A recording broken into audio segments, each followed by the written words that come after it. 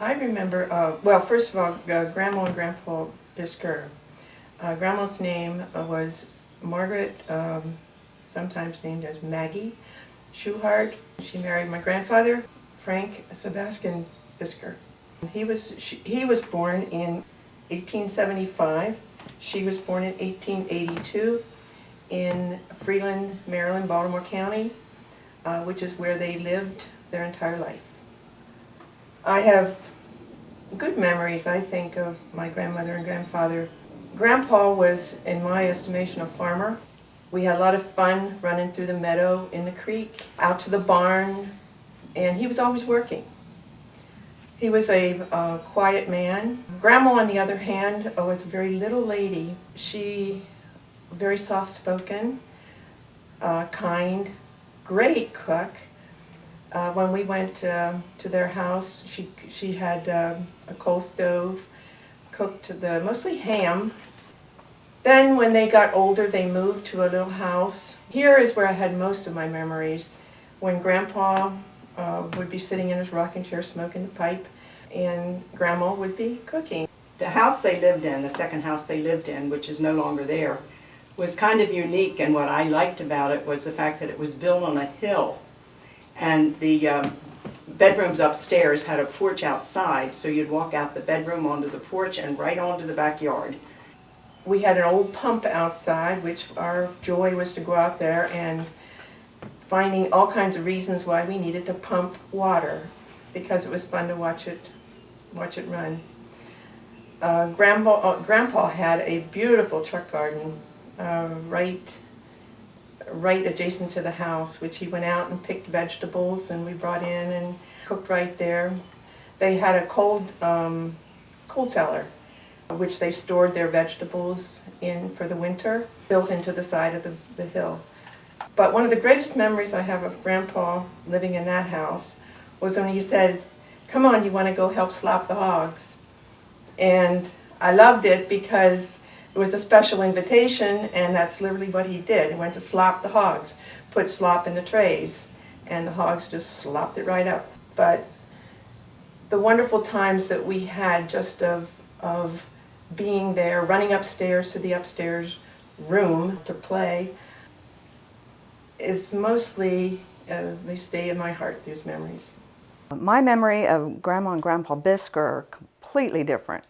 My earliest memory, my only memory of Grandpa Bisker is a sick old man in a bed at Aunt Rosina's house in her living room. Aunt Rosina lived in New Freedom, right next to St. John the Baptist Church. And Grandma Bisker lived a while after that, and my memory of her is a nice old lady who lived in a room in Aunt Rosina's second floor, and she had a candy dish and offered us a piece of candy. I don't remember ever having a conversation with her. She was just a nice old lady. My father's father was born in 1890. His name is Albert Keller. And my father's mother, Euphemia Ann Simon Keller, was born in 1884. I always think of my grandmother. I always picture my grandmother as wearing an apron and standing in front of a sink, because she did a lot of work. She was a hard worker, and they had 10 children. They had 5 boys and 5 girls. And when we would go and visit them, the first thing we would do when we walked in the house was go to the bottom drawer on the right-hand side of the sink, because there was always something special in that drawer that we could play with. My grandmother I always remember as very, very warm. I have wonderful feelings when I think of Grandma Keller. I think she was the heart of that family. She was fun. I consider her fun because I can still hear her laughing, a hearty laugh, which I think sometimes we've inherited.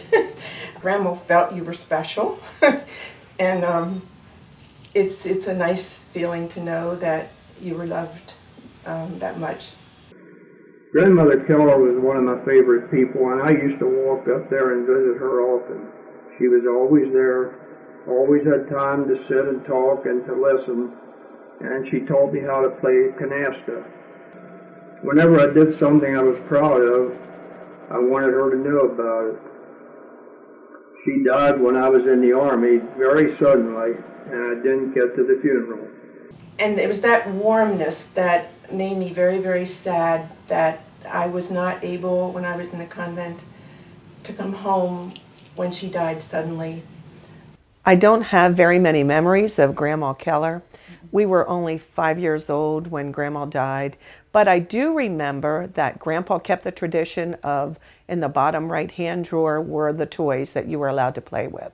The other thing I remember about my grandmother is the fact that they had a player piano, and we loved to go in the living room, and play this player piano, or my grandmother would go in and play and sing, and we'd all sing, we'd have the words and all. And there was a piano player in there, and they had a whole closet full of piano rolls. We would mount one of the piano rolls in the spindle, and then push the pedals on the bottom, and that would activate the keys, just as if someone was playing. The piano player worked really good. I don't know whatever happened to it for the piano rolls. They lived in a double house on North Park Street, but because they had such a large family, the room towards the backyard was opened up into a very large room, so it was like a kitchen and dining room all into one. We used to go up there a lot of times in the evening for the evening meal, and the the dining room table I thought was enormous, but then I was just very little. And of course there were many of us who had to sit at that table for this meal. In order to fit a lot of people at the table, we used benches rather than chairs so that we could squeeze all of their children and the grandchildren. During the war years, we went for supper to my mother's house, to my grandmother Keller's house, every Sunday evening. We sat on long wooden benches at the long table in the kitchen, and she talked about the war and any correspondence she had from my uncles. Their letters were always screened to prevent any information getting to the enemy if the letters were stolen. But I remember one time one of my uncles told her to take care of his Plymouth. Since he did not own a car, she figured he was telling her he was in England. My grandfather worked at the York Ice Company. He worked at the ice plant. And they also made ice cream there. So it was a favorite treat to be able to go visit my grandfather at the ice plants, because then we could get some ice cream.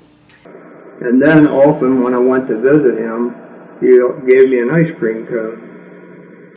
My grandfather also had a large garden. They had chickens in the back. And one thing that really impressed me was the grape arbor, the green grapes that he grew right outside the porch in the back. We did go visit Grandpa. He really had more to talk to adults to than children. He gave us $1 for as long as I can remember. And then one year he said, this will be the last year I'm giving everyone $1. At that time it was over 100 grandchildren, or many grandchildren. And he said, $1 doesn't mean much to us anymore, but it was a lot when you added it all together coming out of his income.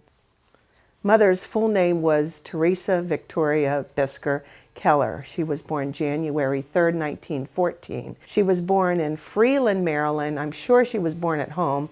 Freeland, Maryland was in Baltimore County, right over the Pennsylvania line. So she went to church and everything she did was in Pennsylvania, but she was actually living in Maryland, in Baltimore County. My mother also worked. She was a skilled seamstress and worked at the sewing factory, which only steps away from our house. But for all the time I can remember, Mother worked at a sewing factory across the street from where we lived on Howard Street. She had hobbies, and unbelievably, one of her main hobbies was sewing. She also worked in the garden, and she liked her flowers. Right outside of the house was always hyacinths. She liked the bulbs there, and then when they were done blooming, she put geraniums in. She was very crafty and spent a lot of time making sure that she had homemade items for her children every year for Christmas. I was a slow learner, so I didn't learn a lot of her hobbies from her, but I did learn how to clean. She would come through and she would have her standards. But boy, when you had your job, that's what you did. And she would come through and inspect it. And you had to clean the rungs of the kitchen chairs. Every week, the rungs of the kitchen chairs. You had to sweep the floor, and the bathroom, after you did it, she would come through and inspect it. And she would inspect it and say, well, I should have just done it myself. It's taking me so long watching you clean this room. And you'd think, well, why don't you just clean it yourself? But you didn't say something smart alecky like that because you would be in big trouble. You learned respect. If you slammed a door, you had to reclose the door properly. If you stamped up the steps, you had to come back down the steps and walk up properly. Mother to me, she was a very strong woman. And when we would ask for permission to use the car, we would go to Mother. Mother never drove the car. Mother didn't own the car. It was Daddy's car. As in our adult years, when we became friends and not parent and child, Mother would say, I don't know why you kids all came to me for permission. If you would have gone to your father, he would have given it readily. But everybody came to me. That's because we knew who was in charge, and so did Daddy. One of my favorite memories of Mother was when I was a teenager, around 13, and I had gotten my first record player. And at that time, the Everly Brothers were popular, and one of my favorite songs was Wake Up Little Susie.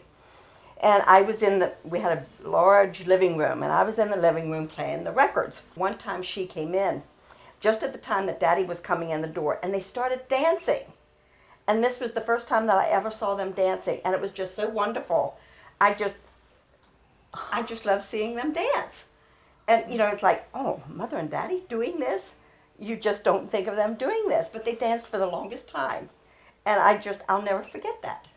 The fact that she loved to recite poetry.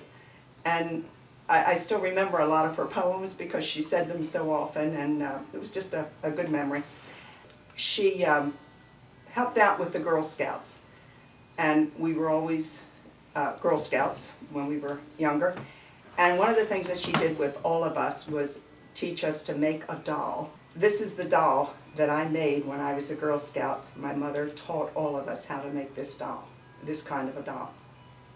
We had Bishop Sheen. He would be talking. We got the Mission magazine from him, and there was always pictures of poor people on the outside. And Mother said, "Well, you can save some of your allowance money and put it in." Well, she made a box. She put a picture of the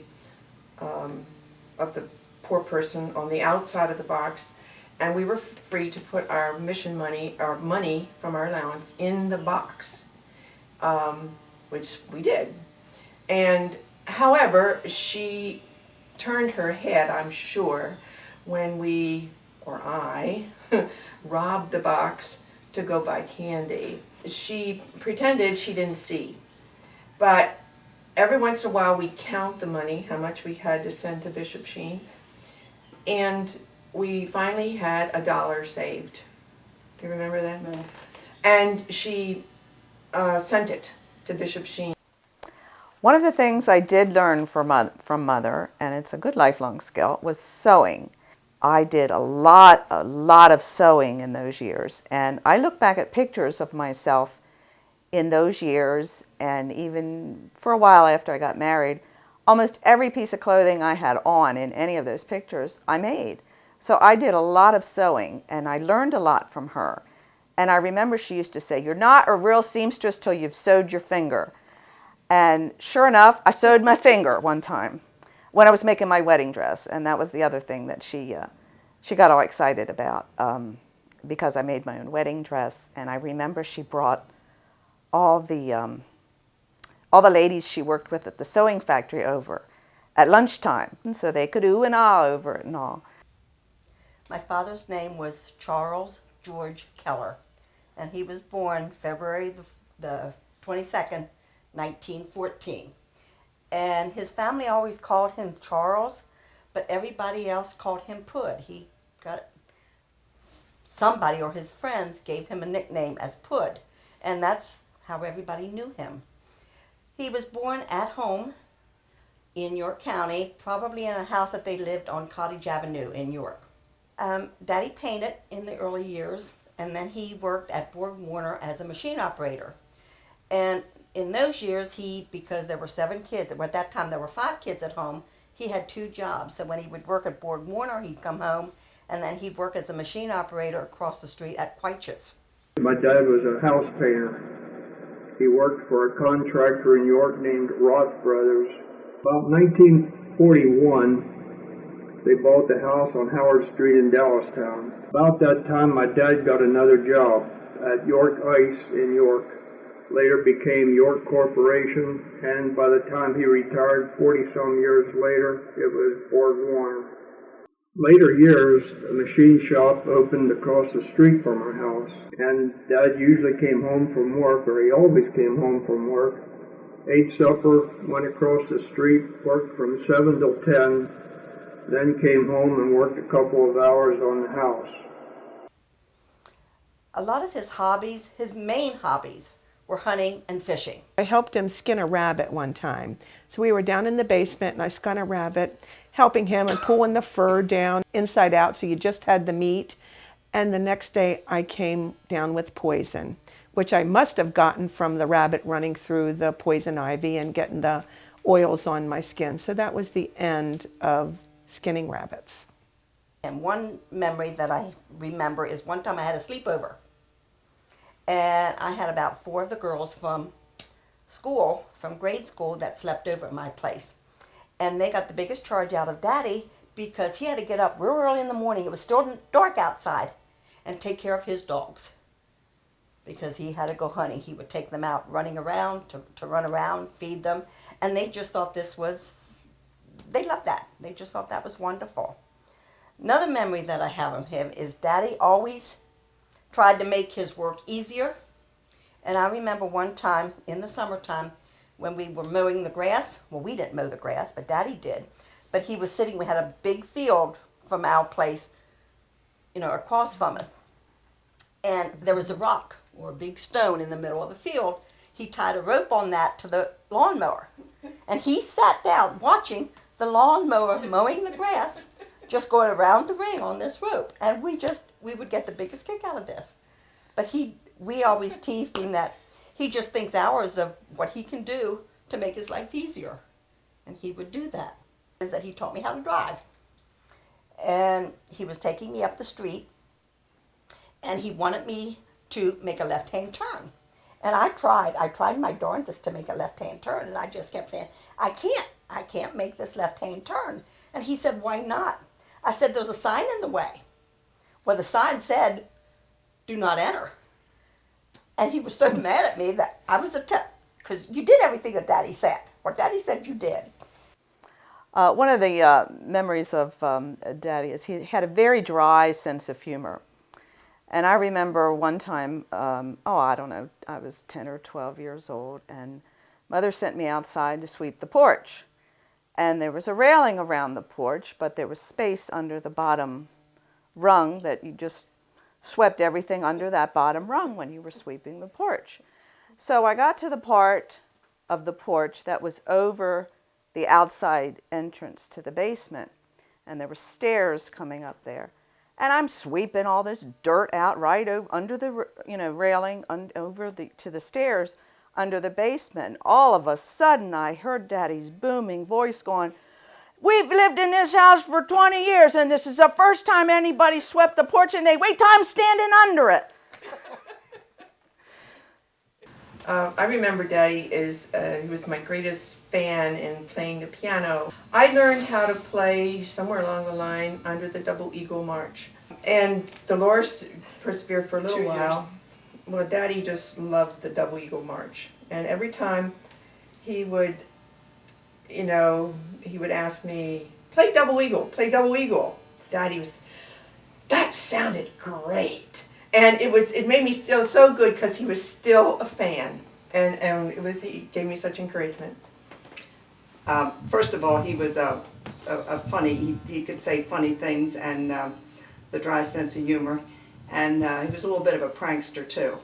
But the things I remember doing with him was we had a big garden, what I thought was then a big garden, right beside our house. And we would all work in the garden, plant the potatoes and pick the string beans, and everything had to be canned. Of course, Mother worked hard with all that too. And the other thing I remember is when we would get chickens, and we would have chicken for Sunday, for dinner every Sunday. And so what he would do is get a live chicken, and we'd all be there as he would chop the head off the chicken, and the chicken would be running around. I can remember with Daddy, he came home from work. And the very first thing he would do was, number one, lift the lid off the pot to see what was for supper. Yeah. Number two, where's your mother? Because he had to go find Mother to give her a kiss. And sometimes, if Mother was standing right there, it would be the lid would come off the pot, and Mother would get a kiss at the same time. I shared a bedroom with Kathy, and we shared a bed with Kathy. We slept in the same bed, a double-sized bed. And I was the neat one. And sometimes I would just make half the bed in the morning because I didn't want to make her side of the bed. So I would just make my side of the bed, and that was it.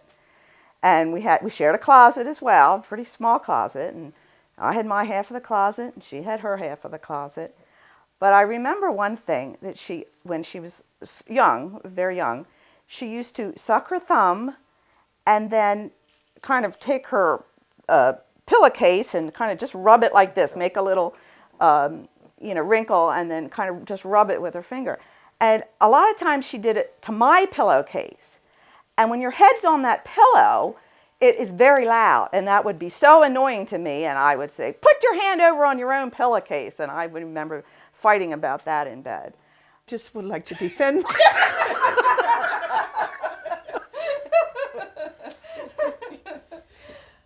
I do agree with Carol. Yes, we did share a bed, and yes, she was the neat one. But I remember Mother sticking up for Carol because I wanted to borrow one of her clothes. And Mother said, you don't take care of your own stuff. You're not going to borrow hers. So I guess I didn't very well defend myself. I just confirmed what Carol said, but I shared my room with Wanda. She was the neat one and I was the sloppy one. She kept her side of the room clean and made the bed, and my side was not made. We ate in the kitchen. We had a big eat-in kitchen. And we had a big table, like Sylvia said, the one from my grandmother. Daddy always thought it would be the ideal thing while we were eating. If he wanted this contraption, he wanted to put a hole in the middle of the table and have a hose attached to the table so that when you were done eating, you would just hose off all your plates and then have all the trash go down into the middle of this hole in the middle of the table and then just be ready for the next meal. But he never invented that. The house at the time leaned it to the one side. I can remember laying a marble on the kitchen floor, and it quickly rolled to the other end. And so when milk would spill, it would go always to the same side. Daddy said when company came, if we didn't like them, we could put them on that side of the table because inevitably milk would spill. I remember the ice box, and of course that's where the ice plant was where my grandfather worked. And the ice had big chunks of ice were delivered to the people who had ice boxes. And they were delivered to the house and put up in the top where the freezer is today. And the other thing was that the milkman came around too, and you put out we had this sort of a metal container that was insulated, and you put in your empty milk bottles, and the milkman would come around, take the empty milk bottles, and then put in the milk. So the milk was delivered that way also. We had a big octopus furnace that had to be shoveled coal into it, and Daddy always did that. I don't remember anybody else ever doing that. It was delivered by a truck, and we had a coal chute going down into a special section of the cellar where all the coal was delivered, and then you shovel it in. I think it was only twice a day, morning and evening, to keep the furnace going. The best heat in the house was in the kitchen, and there was a register. So upstairs, there was very little heat in the bedroom area. So in the morning when you woke up, you ran as quick as you could downstairs and stood on the register in the kitchen to try to stay warm and get warm. So if you were ever cold, that's where you stood. So it was a very popular standing area. On the register, your story, Kathy, is when there were only 2 of you or not many living in the house, but with 5 of us and freezing cold and we wake up in the morning, we didn't just find the register, we had to be first to the register. Yeah. A little fighting over who got the register first every morning. And I remember waking up winter mornings with frost on the inside of the windows. And it was really hard to get out of bed on those cold days, because the only heat we had on the second floor was the one register that was out in the hallway. So we had to keep our doors open. We didn't even have the register initially in the middle of the hall, so it was freezing in our upstairs. So we got our clothes ready the night before, and we got dressed under the covers because it was so cold. I do remember when we got the TV. I was 10 years old. Oh, there you go. And all the other kids in my school had TV already. So I was really happy when we got our TV. Again, it was black and white. I don't remember getting a first TV. My earliest memory, we already had a TV. But of course it was black and white. But one of the things we always watched on it was Disney's Wonderful World of Color, which of course we watched in black and white. And that was Sunday nights at 8 o'clock, and we watched that pretty regularly. Saturday mornings was big TV time. Covered Wagon Theater was on at 7 o'clock on Saturday mornings, and we were usually up in time to watch Covered Wagon Theater.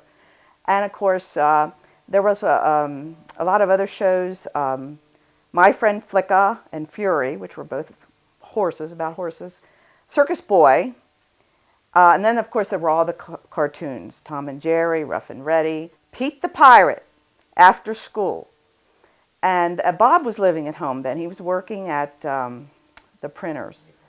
And he would sit and watch Pete the Pirate with us. I think we were the last ones in the whole wide world to get a TV. Daddy liked to watch Gunsmoke, and he fell asleep as soon as it came on. And one of his quotes was, "What a revolting development this is," came from a TV show. Bonanza was on at 9 o'clock Sunday nights, right after Disney's Wonderful World of Color. And he would, any day of the week, any time of the day, he would go in, turn on the TV, and he would think Bonanza should be on. And he'd say, "Well, what channel's Bonanza on?" We had an antenna, of course, no cable or anything, and we had to adjust the antenna depending on what station we were watching. Mother and Daddy both watched Lawrence Welk and Sing Along with Mitch. And I could never understand how the two of them could sit there and watch Sing Along with Mitch, which had the words to the music and the bouncing ball, and they didn't sing along. Kathy and I sang our little hearts out. And Mother used to watch Truth or Consequences at lunchtime. She'd come home at noon, get herself something to eat, turn on Bob Barker and Truth or Consequences, eat her lunch, take a quick power nap, and be back to work by 12:30. I remember growing up, of course, not with TV at all. Radio was our mainstay, and we synchronized doing our chores, especially the dishes, to the Lone Ranger at 7 o'clock.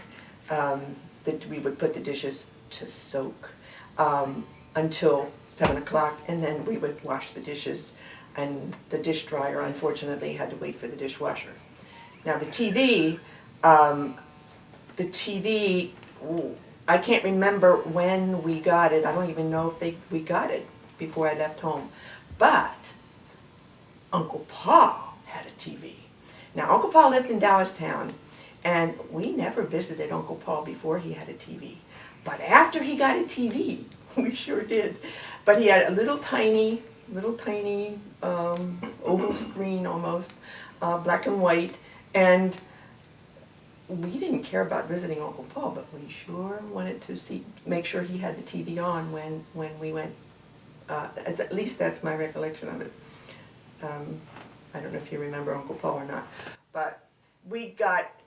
Don't you remember? I'm sorry. What story? She said, I don't know if you remember Uncle Paul. Yeah, you may take it. I can't remember Uncle Paul. Oh, dear. I definitely remember the birth of my two siblings, Kathy and Carol, because I remember one summer. Before they were born, obviously. My mother said, and this is before we knew that she was pregnant. She said, we were sitting at the kitchen table. She was down on the floor, scrubbing the floor on her hands and knees like she always did, and you had to do it twice, and you had to get in the corners and do all that. She looked at us, at Dolores and I particularly, and she said, I'm going to need some help from you girls this fall. And we said, why? She said, because we're going to have another baby.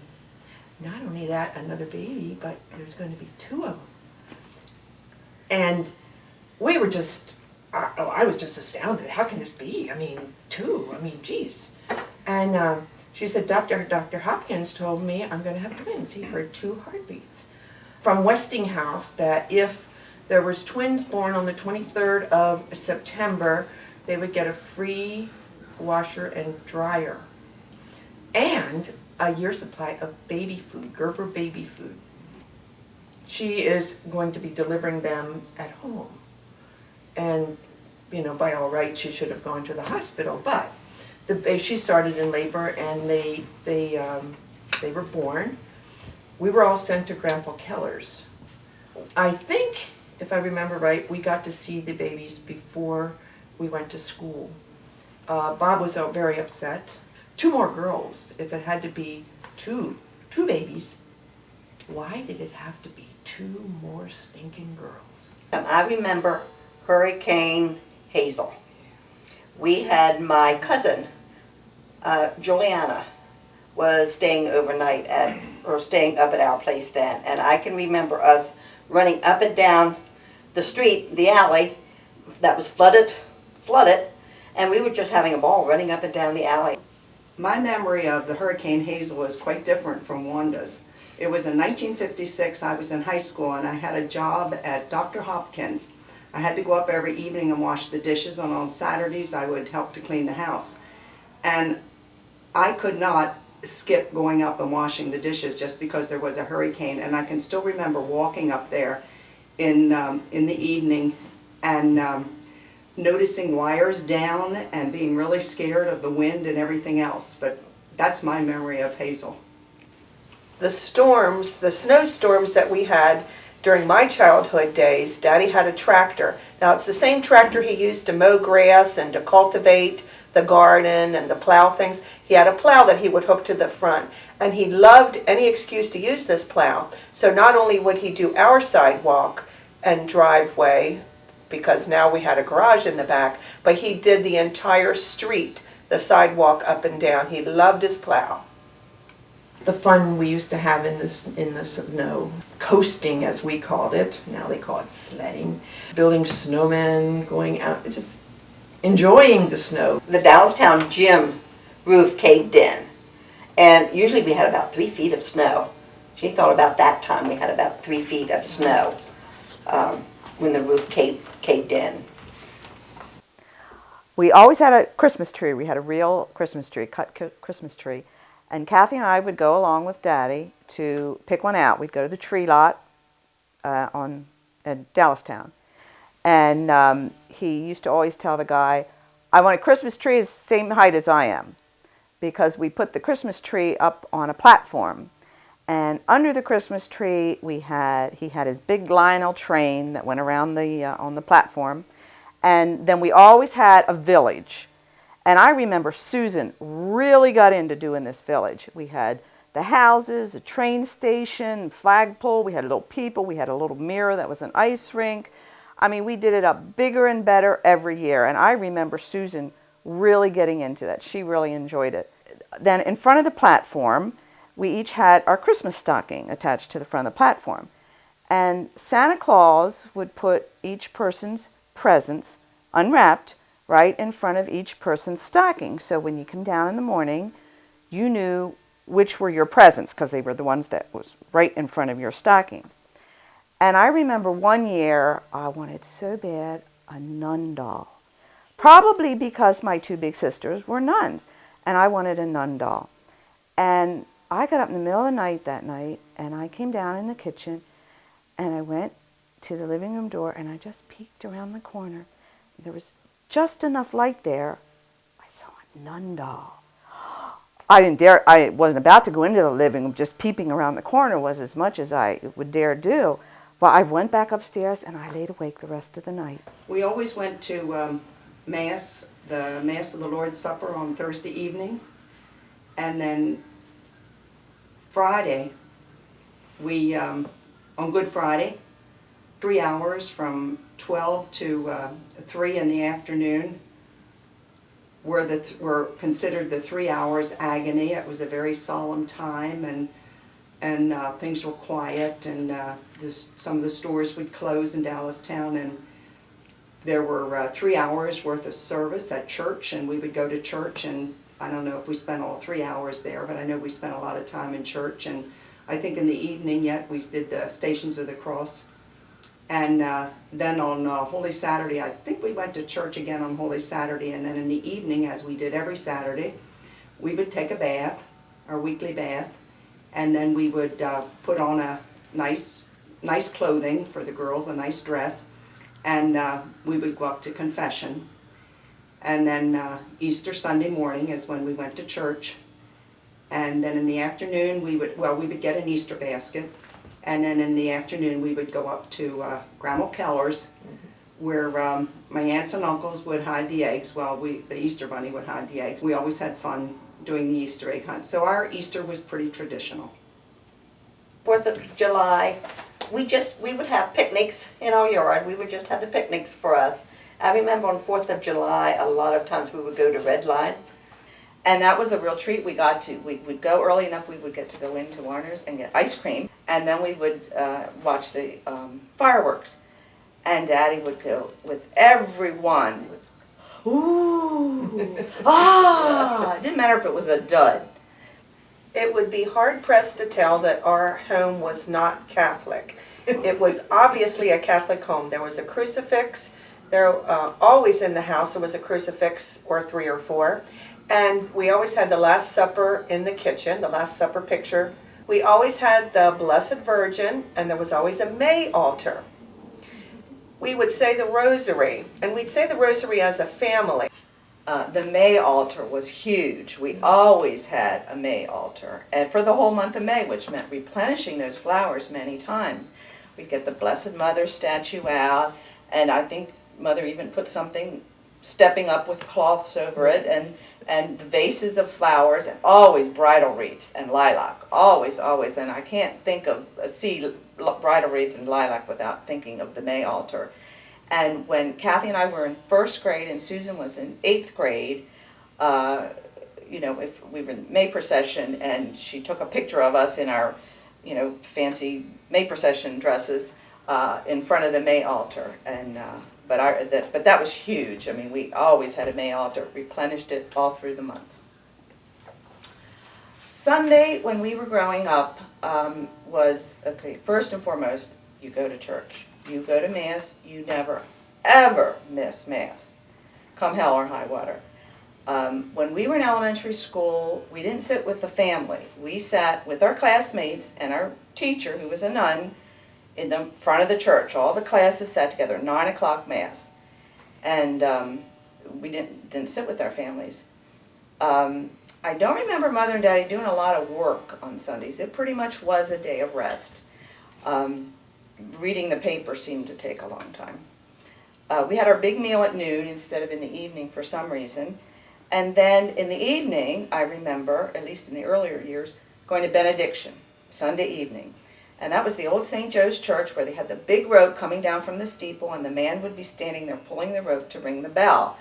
And Kathy and I were lucky enough to get to pull the rope. Of course, we hung by the rope and it didn't ring the bell a lot of the times, but regardless, that was a big thrill. We would get to ring the bell. We, one Sunday every month, though, we regularly went to visit Sylvia and or Dolores in the convent. Usually it was somewhere in suburban Philadelphia where they were.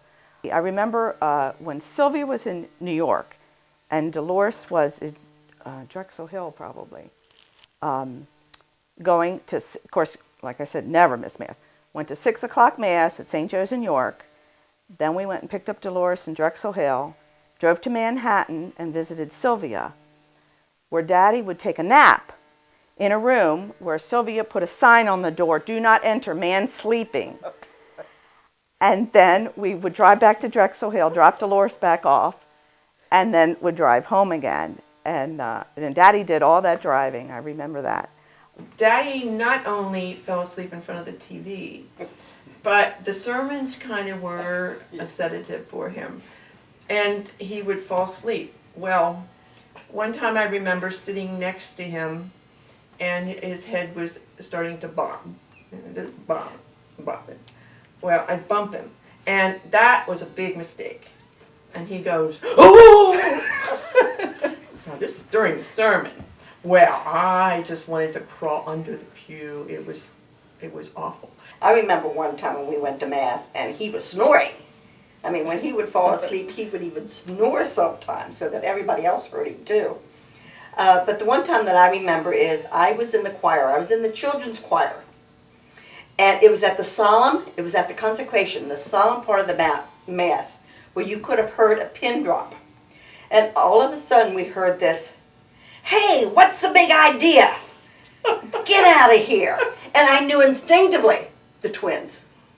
That was the twins, because you knew their voices and everything. So I don't know what happened downstairs, because the choir was up on the loft, but I knew it was the twins that were doing something. This is the old St. Joseph's Church in Dallastown. It was built in 1850 and then torn down in 1961. Most Sundays we would drive down to visit my mother's family. One Sunday we'd go to Itzo's. Actually, many Sundays we went to visit the Itzo's, especially when our grandparents weren't well. We'd visit them and we'd visit the Itzo's. But then another time we'd go to New Oxford and visit the Funks, and another time we would visit the McGrawls or go over to Columbia to the Mabels. So many a Sunday we spent visiting with our cousins, and we became quite close to a lot of the cousins who were similar in age to us. We spent a lot of time in St. Joseph's Church. Every morning before we went to school, we went to Mass first. School began in the church. We went to Mass and then we walked over. I think we had a little breakfast and then we had school. Also, we sang in the choir, so we spent a lot of time in the choir loft, and we would, Sundays were high Mass, the weekdays were called low Mass, and of course everything was in Latin. So we had to sing the Kyrie and the Gloria and the Sanctus and the Agnus Dei and different Latin hymns and everything. So we actually spent a lot of time in church, a lot more than just going to Mass on Sunday. As you know, we always ate dinner together, and we never talked about our birthdays. We never had any parties or any big celebrations, but when we were finished dinner, my mother would always get up. She'd go out in the washroom. She had a cake out there. She had candles on the cake. And she lit the candles, and then someone would turn off the light. She'd bring the cake out, and we'd sing happy birthday, and then we'd get a present. One birthday, and I don't remember which one it was for me, 9 or 10, we ate, And when dinner was finished, nothing happened. Evidently, my family forgot my birthday. So dinner was over, and I got up, and I'm standing there washing the dishes, and the tears are running down my cheeks. And my mother comes over and says, "What's the matter?" And I said, "Nothing." A little bit later, she left the house. I guess she figured what happened. And she came back a little bit later, and I don't think we had a cake that day, but I think we had ice cream. And I got roller skates for my birthday. Carol and I actually had a birthday party. It was the year we turned 12 years old. It was all girls, and you were dressed up, and we had a party. So that was the only birthday party we ever had in our house, as far as I know. Speaking of birthdays, Daddy always had, of course he was always clowning around, but when it was his birthday, well, all of us always acted surprise birthday. But Daddy particularly played it up, and he was very, very demonstrative about this. "Oh, it's my birthday! Oh, my birthday!" It was just, we loved it because we thought he was surprised. Picnics were a way of life. So were reunions, especially, well, the Kellers at first. I don't know who started the reunions first, whether it was the Kellers or the Biskers, but the Kellers used to get together quite often. I want to add the Bisker reunion was always a big highlight. In the older days, when we first started up the Bisker reunion, we went to the woods and bring in by tractor the flatbed of the flatbed and let it there, and that's where we would put all the food right on the flatbed. And then we'd have games. I don't remember a first car. My earliest memory was that we had a car. I do know that when Bob was in the Army, Daddy didn't have his own car. He used Bob's car. But I do remember the first new car that Daddy bought. It was a gold 1967 Chevy Impala. And Kathy and I were in high school at the time. And I remember we went to Dallastown High School to take our SATs. And we had two other girlfriends with us. And I don't even remember which one of us was driving. But, it was Kathy. But we stopped after we had took the SATs with these, and had these two other girls, so 4 of us in the car. We stopped for milkshakes. Then we went to take one of the girls home, and while parking on Main Street, smashed into the car in front of us. Well, not only was the car damaged, but even worse than that, there was milkshakes all over the interior of the car. We were so scared to go home and tell Daddy that his brand new car was already in an accident. And wait till he opened the door and saw the milkshakes all over the inside of that car. Before we get our driver's license, Daddy had $100 deductible insurance. So you had to have $100 in the bank to cover the deductible for your first accident. Had my driver's license less than a week and worked for 2 years to save $100, and there it was gone because first time I took the car by myself, I wrecked it. Most of our vacations were one-day trips. I do remember some overnight trips that we did. One of them was that we went to visit the desk cars. And we, for some reason or other, I guess it was far enough away, we decided to stay in a tent overnight. We spent a couple days at the desk cars, but we decided to stay in a tent overnight, and it poured down rain. And it was so wet, Daddy had to build a trench around the outside of the tent just to keep it from coming in. And then, of course, we spent a couple days with the desk cars. That is the only time I ever remember going to a restaurant with my family. The vacations that I remember that were more than one day, Carol and I and Mother and Daddy went to Williamsburg and Jamestown, Virginia. And that was a big trip for us. We also went to Niagara Falls one time. I had a very happy childhood. I know today when I go out with friends of mine, and they usually say, they talk about their family life, and it's like, I had a wonderful life. I enjoyed all of it. As a kid, Our place was the center of the neighborhood. All the kids came to our place to play. The neighborhood kids would come to play. We had a great big apple tree, and we'd all climb the apple tree, and we had all separate spaces in the apple tree when we climbed, and we loved doing that. We just had a real good time. I remember many nights that we would be sitting out by the fireplace telling spooky stories in the fall. There were trees. We had a lot of trees around our place, and the neighborhood kids would come up, and Sylvia would tell us spooky stories. And I know the kids would have to walk home, and they were always so scared to walk home after we heard the stories and everything. I don't think I would change anything. There were just so many, I just have so many fond memories growing up. The thing that stands out most is fun. As we were little, we put on carnivals, and I think riding the bicycle. The buggy kids were the big thing. High school was York Catholic High School. That was a given. The biggest expense Mother and Daddy had for the high school was the $7 a week in bus fare that she had to pay for sometimes 4, and there wasn't 5 of us in at the same time, I think sometimes 4. And the school was paid for by the stipend that was charged to the parish. Went to St. Joseph's Elementary School, and it was a very small school. There were 4 rooms for 8 grades. So the 1st and 2nd grade were together, 3rd and 4th, 5th and 6th, and 7th and 8th, which meant that every other year Sylvie was in my room, and every other year Sylvie was in the room with Bob. And of course there was no tuition then because it was taught by all nuns. And I remember in 8th grade someone said, "The day will come when there will be lay teachers teaching in Catholic school."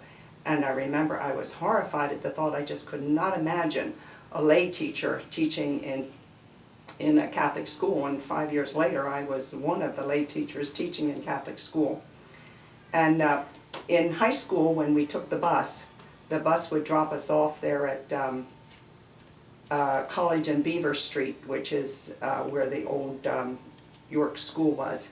And then after school, we always walked downtown to get the bus.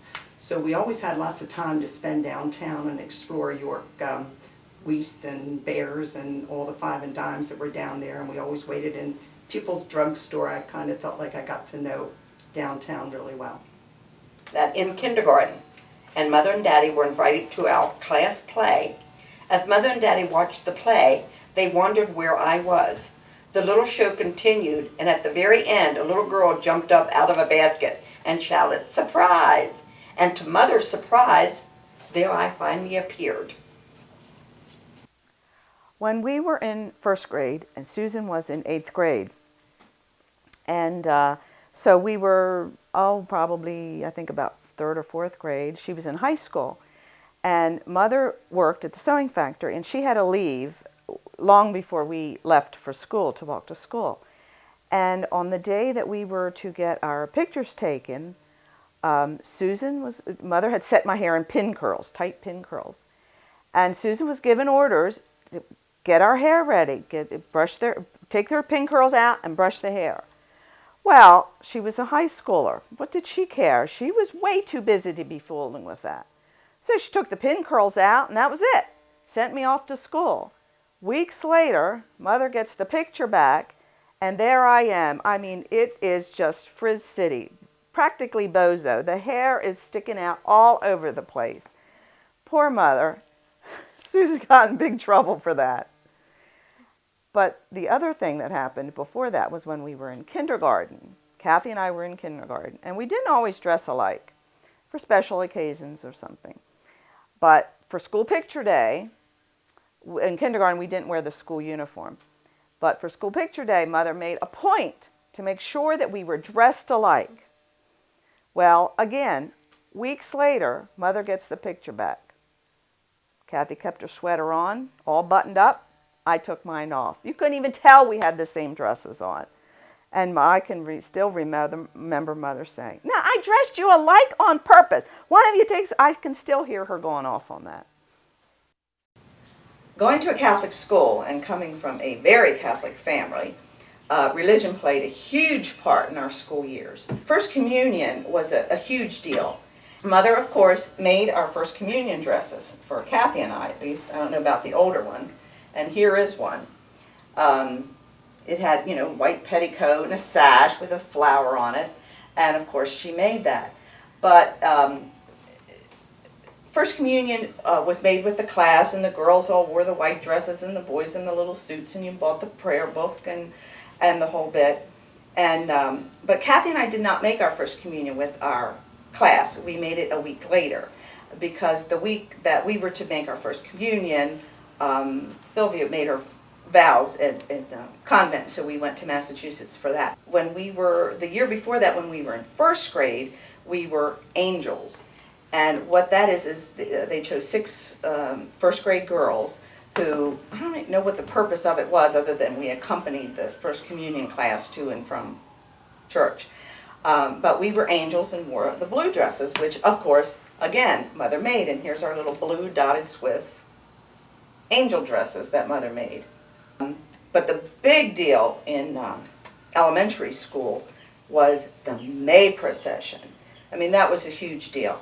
And, for the girl to be chosen May Queen, I mean, that was like a Miss Popularity contest. I mean, that was just a huge deal. During the years that Carol and I were growing up, we had a neighborhood of girls, all pretty much the same age. It was the Hartman girls, the Smith girls, and then a little later, the Everly girls. We couldn't have had more fun. We played with the same stuff all the time, and a lot of the time we played with dolls. Mother and all the other mothers made dresses for the dolls. Now this was one of the ones we had, and this is a dress that Mother made. Now the doll clothes were very important to us, and we had boxes. We would store them, not in special things, but just cardboard boxes.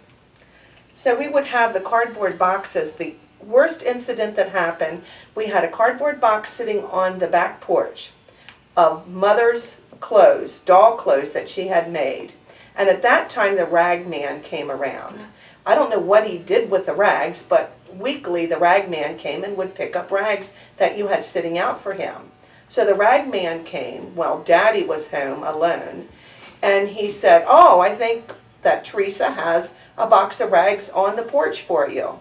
Well, we came home, and there were our doll clothes completely gone. So Mother was so upset, she made Daddy go over to the rag man, which was in Red Lion, and it turned out to be a dump. And we had to go through the dump looking for the box of doll clothes. And I don't know who was more upset, Carol and I or Mother, that this whole box of clothes that she worked hours on was gone. The rule was that when the street lights came on, you came in the house. When Mother wanted you, she would ring her bell. She had a ding-dong school bell. And as long as you were within earshot of that ding-dong school bell, you could be anywhere. She didn't keep track of us, where we were going and what we were doing. As long as you came home when that bell was rung, that was good enough for her. Another thing that we used to do with the neighborhood kids, or with just us a lot of times, is double dutch. Mm-hmm. We used to jump double dutch. Badminton was another thing that we would play, just in the alley, no net, not necessarily a net. We just bat the ball and try to count the birdie, and try to count how many times we keep that birdie going. Just 2 things about growing up years. I remember Daddy built us stilts, and it was basically like a, 2x2, and it was wedge-shaped piece of wood with another little 2x4 thing across it, and we walked on our stilts, and that was hot stuff because we were the only kids in the neighborhood with stilts. And although we did have to go in when the street lights came on, generally, there were times when we were allowed to stay out after dark. And then, after dark, the big thing was hide and seek, because we did have street lights, but where the street lights did not hit was so dark you could just lay out flat in the grass and no one would ever see you. Carol and I were members of the Howard Street Gang. Now, the Howard Street Gang was not a gang as you know it today. The Howard Street Gang was just a group of people that hung out together. We had t-shirts made up saying the Howard Street Gang, and in the later years we actually had a newspaper called the Howard Street Bulletin. But we had lots of sleepovers. We always had a traditional day, was the eve before Christmas Eve. That was our Christmas party sleepover. We would walk up and down the street at various times with just carrying your sleeping bag. You'd get into your pajamas, you'd wash your hair, you'd get all ready for bed, and then walk to the neighbor's house and sleep, and then come back the next morning. Yeah, most of the Keller relatives did live in Dallastown or pretty close by. And most of the Keller cousins were pretty close in age to us. I remember seeing them, maybe if we went up to Grandpa Keller's, or seeing them mostly at church functions or school functions, because they all, for the most part, went to St. Joe's in Dallastown also. We saw them at the reunions. I mean, that was, you always went to the reunion. We did have a few sleepovers. I remember on the Keller side, Kathy and I going into Uncle Leon and Aunt Mary's, and they had a lot of girls. Mary Elizabeth, Jean Marie, Mary Bernadette, Mary Catherine, the whole group. And I remember going in there and sleeping over. Going back a few years, our life was a little bit different. We were closer to the Bisker cousins. And there we did have the summers. We look forward to that because we'd spend time at the Itzos. The way I remember it, nobody really got a break because one summer all the boys went to the Itzos and all the girls went to our place. And then the opposite year, all the boys were at our place and all the girls went. So it was nice because we were close to the girl cousins, and of course Bob was closer to the boy cousins. There's a few things that I remember when we got together. Kitty McGraw. I used to go down to Kitty McGraw's for a while, and they lived on a farm. And they always had cats, and they always had kittens. And so Kitty and I would take these kittens, and we'd dress them in little doll clothes, and put them in a stroller, and push them around. Aunt Dolly would get so bad at us, thinking we were torturing these poor kittens. We thought they loved it. We were nice to them. We liked them. The qualities that I learned from my parents, well, I would have to say knowing the importance of family. As my family did with me, I took my family camping, boating, and on trips. Now my sons are doing the same with their families and going to the same places I took them as children as my parents took me. Family reunions mean a lot to us as well as to our sons and their families. What I learned as a child and what my children are doing are not necessarily the same thing. You want to pass on values that are you learn, and you live by, but children go their own way. But as a child, I remember it was primarily the love of family and the fun in the family and knowing that I was loved. I also learned the value of $1 and that you save before you spend, not spend before you, not go ahead and credit it. We didn't have credit cards, so you learn to save before you spend. And budgeting. Budgeting was a big thing of mothers, and you try to save where you can, use and recycle. Recycling was around when Mother was there, long before they thought it was a new invention. As far as my children go, it's not necessarily the same values that I had. In their own way, they love family, and their faith in their own way again. I didn't have a choice. My children choose their way to worship. So, my family values, I wouldn't give them up for anything, but it doesn't necessarily mean that my children or grandchildren are going to do exactly what I was raised in. There are lots of things that I could say that I learned from my parents and use today, but one I'm going to point out is resourcefulness. Using what you have and making the most of what you have. Mother brought home material from the sewing factory and made our clothes from that. It cost her nothing but her time, and I think she enjoyed doing that. She made crafts. She would use coffee cans or aerosol can lids and different things to make crafts. So it's the recycling again, and I think that has always been a part of me. I'd like to tell one little story that shows how resourceful she was, because she certainly knew how to use her old girdle. Every day when I went to school, I wore pigtails. So she braided my hair every morning. So she would braid my hair, and then she would pull a piece of elastic out of the old girdle and tie the end of it with that. And I thought that was rather resourceful on her part. For me, again, I think is the love of family. Mother and Daddy taught us to be independent and caring. Of all the families, many friends that I'm friends with, they don't talk to their siblings. They're estranged. And I'm so fortunate because we are all so close. Our whole family is close, and I think that's because of Mother and Daddy. I hope I pass that on to my children. They are very close and very caring, and it's the family, the love of family life, and I think that's very important. My parents taught me many things, but here is what I find affected me the most. My dad was a very gentle and intuitive and inventive man. He had such a soft heart. Mother was a disciplinarian. She ruled. But there were times that I tried to get by with stuff and tried to appease to Daddy, and he would cave in, but Mother always overruled. One of the best things that I can think of as far as what they handed down to me is their self-sacrificing love.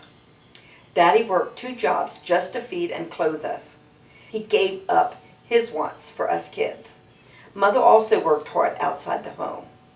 We did not have a lot of goodies, but we knew that we were loved. It was an unconditional love. No matter what we did or how we may have disappointed our parents, they still loved us. I see this in my sisters and brothers and their families. As large as our family is, there is never a harsh word, even through the trials of Mother's last few years. I believe that my children are passing that love on to their children and to each other. My children may sometimes disappoint me, as I might sometimes disappoint them, but our love is unconditional. When the Keller family gets together, we all have a good time. There is no bickering, as I sometimes see in other families. We all talk to each other and enjoy each other's company. For a family this large, that is rare.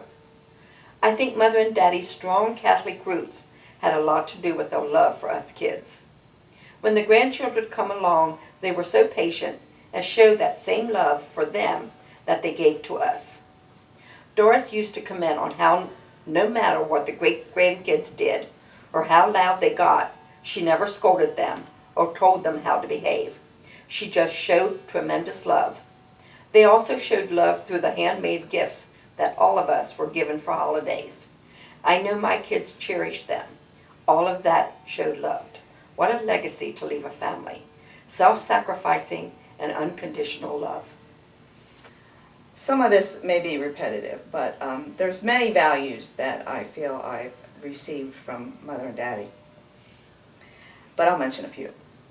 One is a sense of responsibility or being independent. Basically, you took care of yourself. And responsibility. If you had a job, you went every day. Simple as that. You go to school, you go every day. You don't make up excuses. You have to take responsibility for yourself and your own actions. And along those same lines is a good work ethic. I almost never remember Daddy taking off from work or Mother taking off from work. Almost never. It was a good work ethic, and I'd like to think that I inherited that and passed that along too. Another one is money management. They both worked at factories, blue-collar jobs. They raised 7 children, but it's amazing the amount of money that they've managed to accumulate given all of that. Another thing that value that I hope I inherited is just good morals. Just be good to other people, be nice to other people, be honest.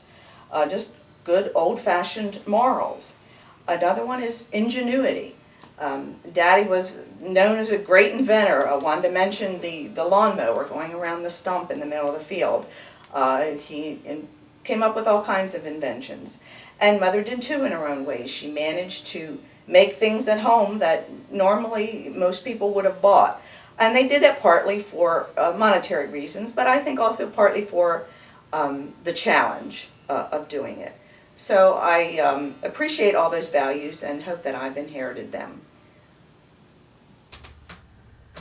Qualities that I hope I learned from Mother and Daddy are perseverance. They persevered in a lot of things in their lives. I hope I can too. A work ethic.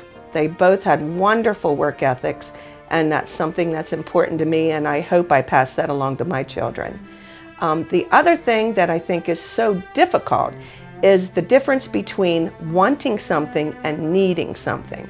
Kids don't have to have everything they want, and my children certainly did not, and I never felt guilty about it. Too bad, so you didn't have the best of this or that. And I'm trying to let my children know that it's the same. You don't have to have everything. You can wait for what you want, and your grandchildren don't have to have everything that they want. There's a difference between wanting something and needing it.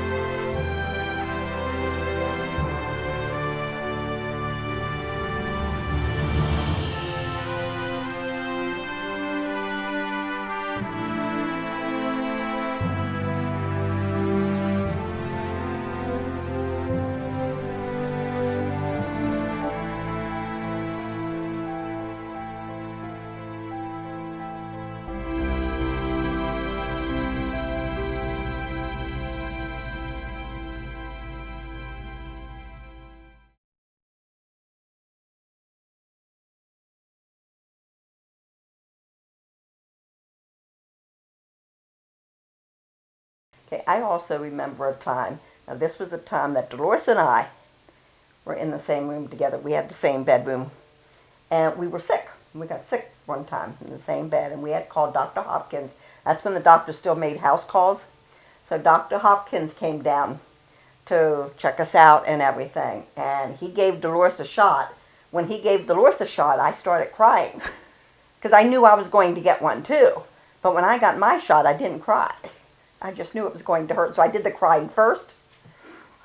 It didn't hurt as bad, Dad. So another thing I remember about Daddy and eating, Mother was trying to teach us manners. Please pass the salt. Please pass the butter.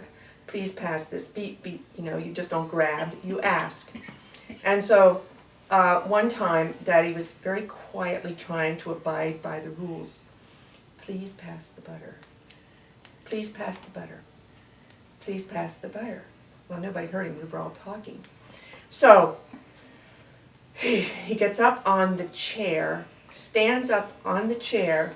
Remember this? You remember this? Oh dear. He stands up on the chair, reaches across the table to get the butter. And Mother says, "What are you doing?" He said, I asked 3 times and nobody listened to me. I needed the butter. Anybody else? I'm going to tell a story about fractions with the pie. Yes, that's funny. You can say that. Well, I wasn't there. I just only heard afterwards. The fraction That's story. right. Oh, pie fraction. Daddy was putting her on. Okay. I do remember one time at supper table what we were talking. I was just learning fractions in school, arithmetic, and I was so proud of myself because, boy, I thought I had this down. Well, Daddy was questioning me, asking me all these questions about fractions, and he said, Sylvia, you might remember this more because I can't remember all the questions that he asked. Yeah. You tell the story. Oh, well, he was asking, they're in a half. Now, you know, how many fractions are there in a half? And Wanda had it down pat, 2. 2. Well, we got the half down, and then Wait a minute. How many fractions in a half? I mean, how many You mean, halves? how many halves in an And, orange? How many halves in a yeah, this? you know what? You go. Start over. Yeah. That's why I'm saying this. Okay, you can fix this up really well. I got a lot of fixing. Yeah. How many halves? She was getting halves down. Okay. How many halves are there in a pie? Okay, she had that down pat. 2. How many halves are there in an orange? Okay, 2. How many halves in various things? Wanda had this down pat. She now knows what half is. Now, he said, I got a really hard one. How many halves are there in the entire world? So Wanda really had to think about this. And she said, oh, well, there must be. Television was standing at Secret's appliance store and watching it there, and that was probably a couple years before we actually had a television ourselves. And also, I think Mother's favorite program was the Loretta Young Show. Do you remember that? Mm-hmm, yeah. And of course, listening to Bishop Sheen. Was that on television Yes. too? Okay. And then the ones that everybody else mentioned.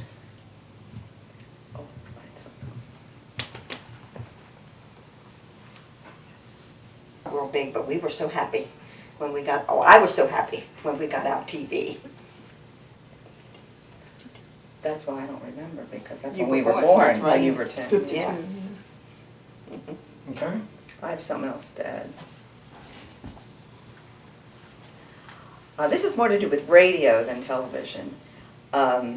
We used to have the radio on in the morning when we were getting ready for school, and there was some program on, I don't remember if it was local or national, who it was or anything else, but they used to play this thing, March Around the Breakfast Table. And then they would play a march, like a Sousa march or something.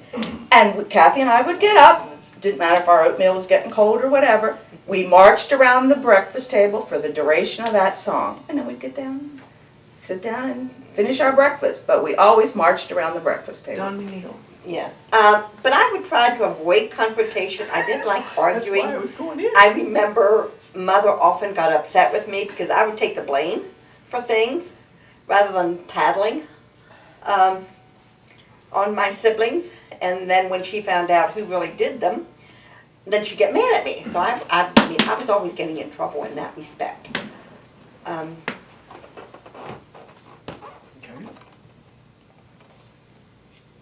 Go ahead.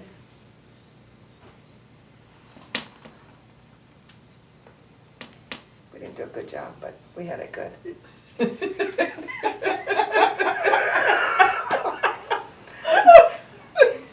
Okay, Sylvia. Do you remember the births of the younger ones? Do any of the older members that are here today remember any of the younger births? Now wait, Sylvia, let me show you, point out the salt and pepper shakers. If you want to use them for, you can zoom in on the salt and pepper shakers. Okay, I'll get that when you're done speaking. How do you know I'm going to talk about you? Pretty damn presumptuous. I think we were the highlight of the paper. It's all about Kathy. This is Kathy's family history. Kathy I had scarlet fever. Oh, Yeah. I thought, Well, I Bob always thought it was said, you. No, I had scarlet fever. There was only You one were person one. that got. That was me. Well, when we were, someone was we were all sent quarantined. away. We We were were sent away. quarantined when somebody else had, there was a big quarantine sign on the front door. That was That's just for when the they- scarlet fever. Yeah. And you had it. I had it. Where would we go? Where did we go? Callahan's. Yeah. Was We that went where to you guys Callahan's. You went? might have gone up to Grammel's Okay. then. We went to Callahan's. Well, no, wait a minute. That's where I You was were at just- Callahan's You were when they just were little born too. when you got scarlet fever then. Well, you would have been 15, or almost It was 15. 1958. Okay. 58. Okay. Oh. Christmas. Yeah, I'm ready. Most of our vacations were one-day trips, and Sylvia mentioned most of them, like Tolchester Beach, the amusement park, or going to Miami Beach in Maryland, or Williams Grove, Fuller Lake, And these were all one-day trip where we took a picnic along, and a lot of times Daddy's family went along with us. But there are two that I remember that were overnight, two things that we did. One of them, we went to Williamsburg to visit the Descars. Williamsport. Williamsport.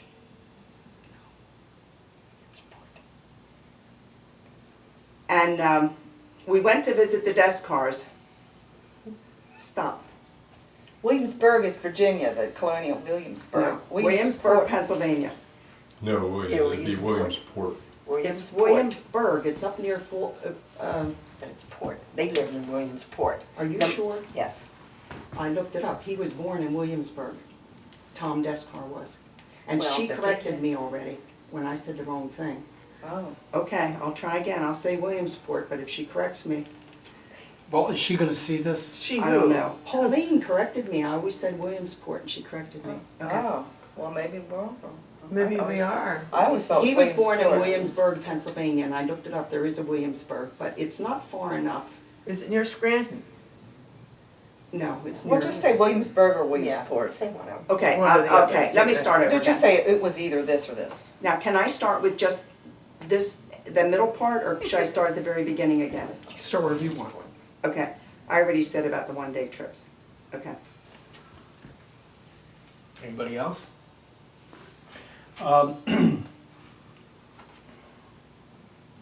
Yes, I do.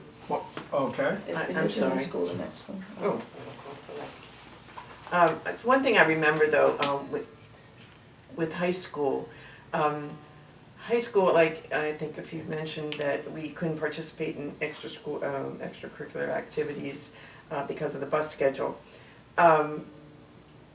And Monica and I were, my friend Monica and I were pretty close friends, and sometimes she drove into school. But we also had some crushes on Dallastown boys. And we really, were wishing at the time that we could go to Dallastown because the boys played basketball. We went to their basketball games, and we went to school in York. So we kind of, it was very difficult to live in one town and go to school in another. But I think everybody else adjusted fine. That was just a detail, which burned out. Carol, what do you remember about the part religion played at your school? Okay.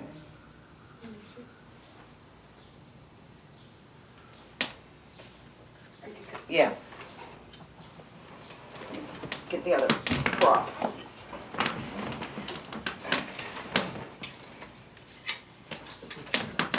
So I wanted to hold down.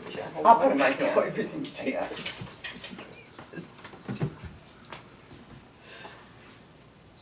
I was just saying what I was She's going to getting say. you back for Williamsburg. Yeah. Kathy, did you ever get the dock clothes? The Oh, box of dock clothes? absolutely. Oh, okay. We didn't come back until we found them. Okay, thank you. I think one of the things that Mother is to me was she was a very strong woman, and I think strength was her predominant characteristic. Let me get myself.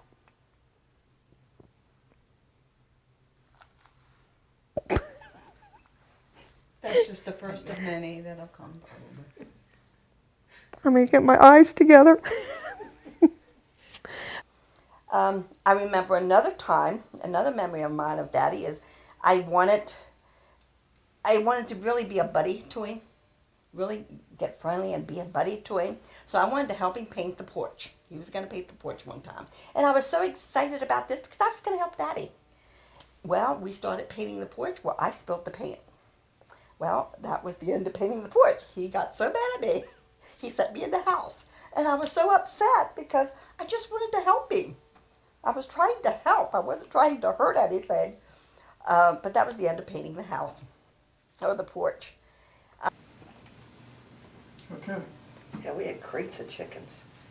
Is that what we did? That was crates of I didn't know chickens. where we got the chickens. They came in a truck in crates. Oh, really? We didn't Well, get did he cut the crates. heads off all of them, or did he? Yeah, oh yeah. At And one what'd you do time, with them? at one How'd- time. what'd you do And then with them? to freeze them. Oh, we didn't have a freezer. Oh, we had an ice box. Well, we had the ice box. We had one at a time.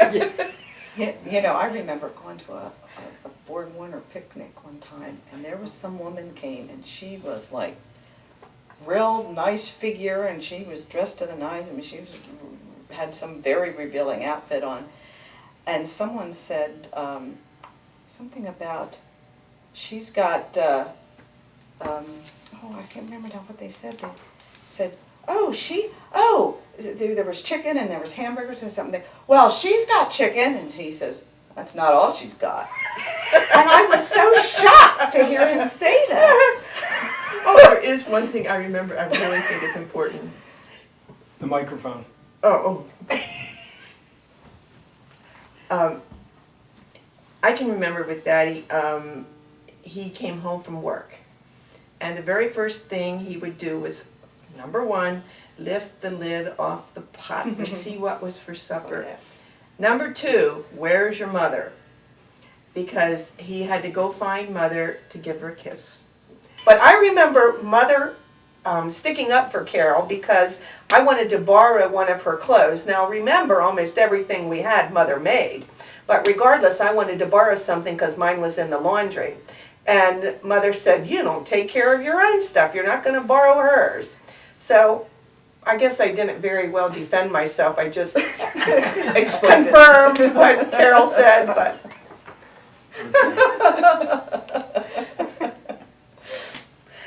it was one in all of us. Yeah. Half of us were neat and half of us were not. Bob got to do his own thing. Yeah. We could never have any frozen food because there was no freezer. So you had you not only had a milkman that came around, but you had a butcher with fresh meat right up from the butcher shop right up the street. A butcher, a baker with the breads that came around. And we also had fresh vegetables. A vegetable truck would come around. And what else did we have? So we had a lot of our groceries given, right there. But the ice box was a unique thing. And I know this probably doesn't fit in here, but it's really hits me right now. Because the ice box held some oranges. And oranges were a real treat. So we would be able to eat one orange a day was allotted to us. But that was almost like candy. It was almost as good, or not quite, but almost as good as going up and getting a piece of penny candy.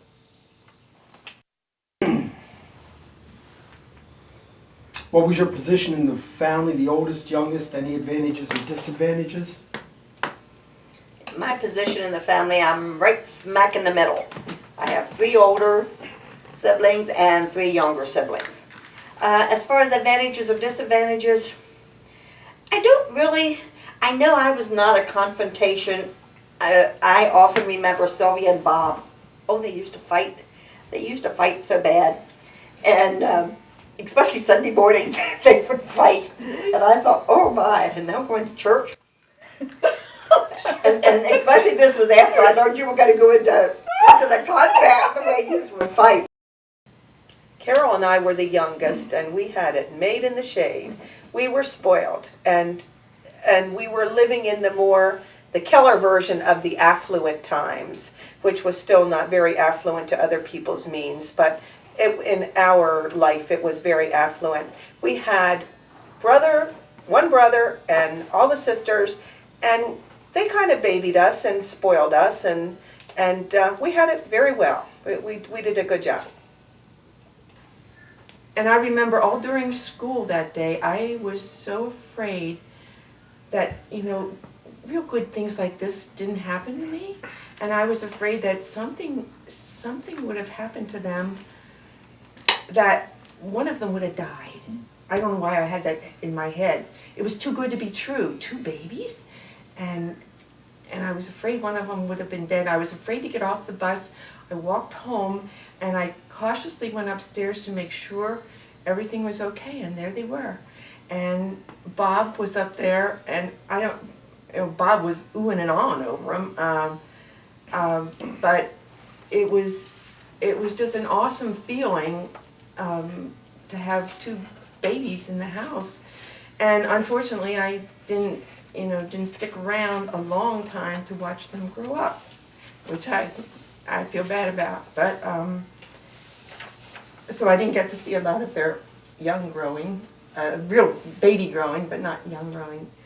So I remember that. I don't remember Susan so much as twins.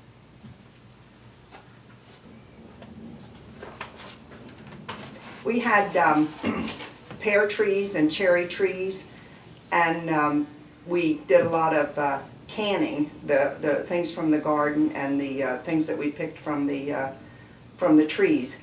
And so we spent a lot of time in the summers shelling peas and cutting up peaches, that we had to buy the peaches, and getting the seeds out of the cherries, and then my mother did a lot of canning. I guess we all helped with the rest of that. I remember one time that we had a dance at school. We were supposed to have a dance at school. And like Sylvia said, nothing was ever canceled for weather, for bad weather at that time. And we had to walk up in the road, that we couldn't use this, nobody would plow the sidewalks and everything. We walked up in the middle of the road because then there wasn't any traffic. You didn't have the cars out in the snow and everything like you did today, because they didn't clean the roads even as well as what they do today. But we had a lot of fun in them.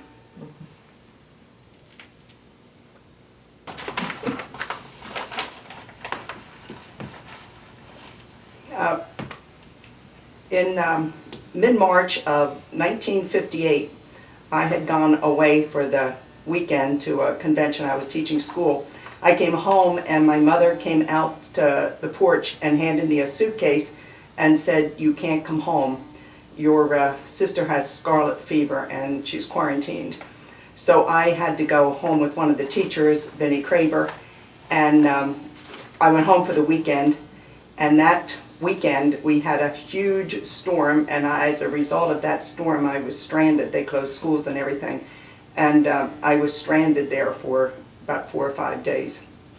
So I was so excited with this nun doll, but one thing about that nun doll, I remember I lifted up her veil, and the doll didn't have any hair, so I thought nuns didn't have any hair, because my nun doll didn't have any hair under her veil. And I remember one time Kathy got, for some reason, she was attracted to these little porcelain ornaments, and she got a whole bunch of them. And then she came home, and then she realized she didn't have presents for anybody. So she showed Mother, and Mother said, "Well, you can give me this one, and you can give Daddy this one, as a way of, this is what you can do with the money you spent, And we did often would go to visit Sylvia and Dolores in the convent over not on Christmas Day, but around Christmas time. I remember going down there, and they always had gifts for us too. I remember that. So Mother made sure, and we all heard this story so many times, that Mother and Daddy would give us their gifts, because Mother had an incident when she was small that she got a cap, a knitted cap for herself from Santa Claus. And she didn't really like it. And she found out that it wasn't from Santa Claus, that this lady made her aunt made this cap for her because she made her try on this for some other girl. And she ended up, Mother expressed her opinion that she didn't like it. So she got scolded for that, and she vowed that when she had children, she was going to give them a gift and let them know who it came from. And I remember in very younger days, we got one gift from Santa Claus. Maybe if there was enough money, we may have gotten another one. One gift unwrapped from Santa Claus, and then from Mother and Daddy we got gifts. And we knew they were from them. And I've got to add this, that the greatest gift I got one year, the one I can remember, was my old Susie doll that had been missing, and Mother had sent it off to a doll hospital and got it fixed up with a new wig, and she made a whole wardrobe of clothes, put them in a little suitcase, And that was my gift for that year from Santa Claus. It was the neatest thing. Okay. So I tried not to sleep slip. I tried not to sit next to Daddy in church. I didn't want to be embarrassed. But one birthday, and I don't remember which one it was for me, nine or 10, we ate, and when dinner was finished, nothing happened. Evidently, my family forgot my birthday. So dinner was over, and I got up, and I'm standing there washing the dishes, and the tears are running down my cheeks. And my mother comes over and says, "What's the matter?" And I said, "Nothing." A little bit later, she left the house. I guess she figured what happened.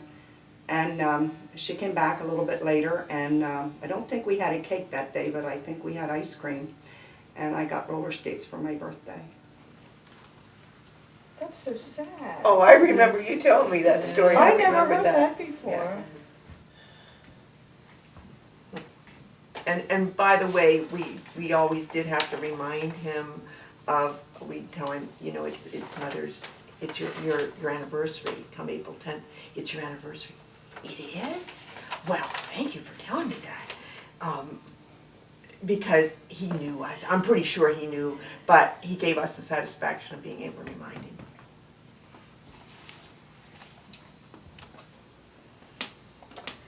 We were talking about picnics. One of the things Mother and Daddy always did was packed a cooler of food. We rarely ate in restaurants when we were traveling. And on our monthly trip to visit Sylvia and Dolores in the convent, we always brought our meal in the cooler. And so there we were all dressed up, eating at a dirty old picnic table at a roadside, you know, rest area, having our picnic lunch. But we always took picnic food. When we went there, we rarely ate in a restaurant. But other than that, Daddy always had a car. Mother never drove. She always said, well, Daddy doesn't want me to drive. I'm not sure she wanted to drive either. She probably could have pushed it and gotten it had she wanted to, but I don't think she wanted to. That was traumatic. I got it. You're going to elaborate? I am going to elaborate. Are you going to defend But yourself? it wasn't my fault. Are you going to defend yourself like I you have did no defense, but Daddy taught us to drive. If there was such a thing as driver's ed, well, we didn't take it. So he taught us to drive. Now, he's not known for his patience, so it wasn't exactly a real pleasant experience, but we got the driver's license nevertheless, for whatever good it did, because we did not get the car very often. For one, not only was it the only vehicle in the family, so he was using it a lot, he drove it to and from work, but he was pretty protective of his car. I mean, that was his territory. So you didn't get it very often. You pretty much had to sign in blood in order to get to use that car.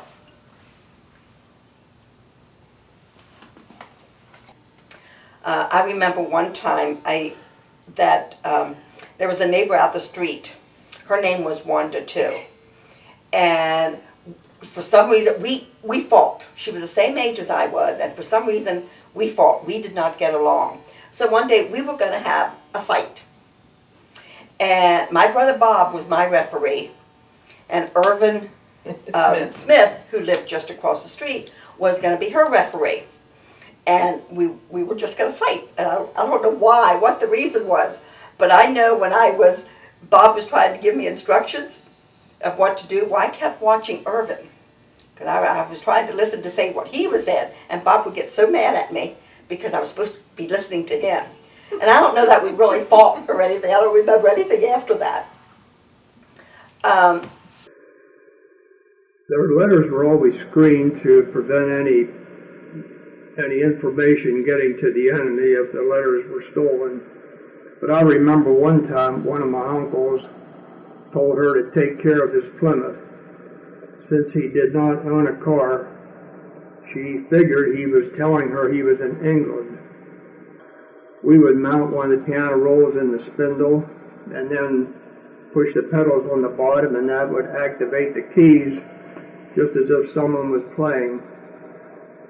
My favorite songs were the war songs, especially Say a Prayer for the Boys Over There and Coming In on a Wing and a Prayer. The piano player worked really good. I don't know whatever happened to it for the piano rolls, but it worked really good then, especially after the abuse I'm sure Bob and I put it through.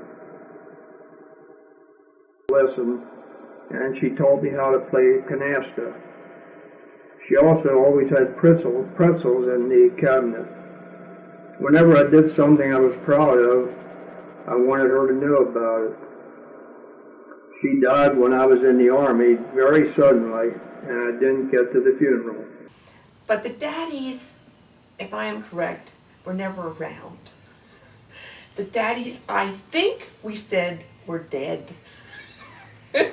Bob would never participate. He thought we were, he didn't want anything to do with girls. But the big thing I wanted to mention is the neighborhood kids. As I got to be a teenager and the hormones started going, I needed more guidance. And Mother somehow just was having a hard time dealing with the girls in this respect. She didn't know what to say. We didn't, you didn't approach her on the subject of sex. That was not something you talked about.